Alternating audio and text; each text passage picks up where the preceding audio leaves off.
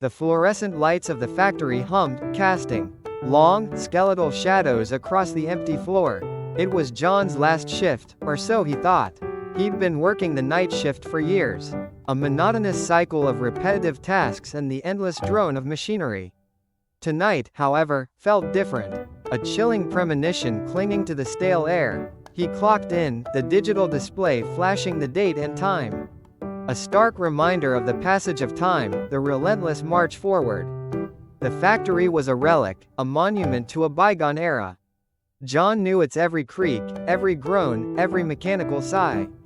He navigated the familiar maze of conveyor belts and towering machines. A ghost in his own graveyard. The silence was unnerving. Usually, there'd be the chatter of other workers. The hiss of steam, the clang of metal against metal. But tonight, he was alone, a solitary figure in a steel and concrete tomb. He started his routine, the rhythmic dance of inspecting, adjusting, and repairing. Hours blurred into a monotonous stream of the same actions, the same motions. He found himself thinking about his wife, Sarah, and their upcoming anniversary. He planned to surprise her with a trip. A much-needed escape from the daily grind. He thought of his children, their laughter, their dreams. He imagined them waiting for him at home, their anticipation. A warm, comforting light. A sudden, piercing shriek cut through the silence.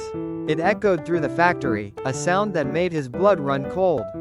It was the sound of metal tearing, of something breaking. John cautiously followed the noise, his heart pounding in his chest.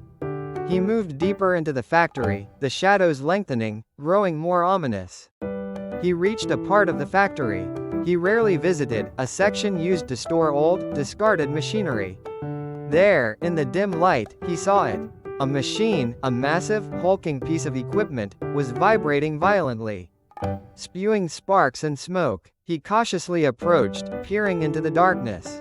As he got closer, a low, guttural growl filled the air. Something was inside the machine. Something alive. Fear seized him, a cold grip that paralyzed him. He tried to turn and run, but it was too late. The machine lurched forward, its mechanical arms reaching, grasping. John screamed, a desperate cry lost in the echoing void. The last shift had begun, and he would never return home. The machine consumed him, metal teeth tearing through flesh and bone. The factory fell silent once more, the only sound the hum of the fluorescent lights, a cold, indifferent witness to the horror that had unfolded. The digital display continued to flash, the date and time. A constant reminder of the passage of time, the relentless march forward. But for John, time had stopped. His last shift was over. He was gone.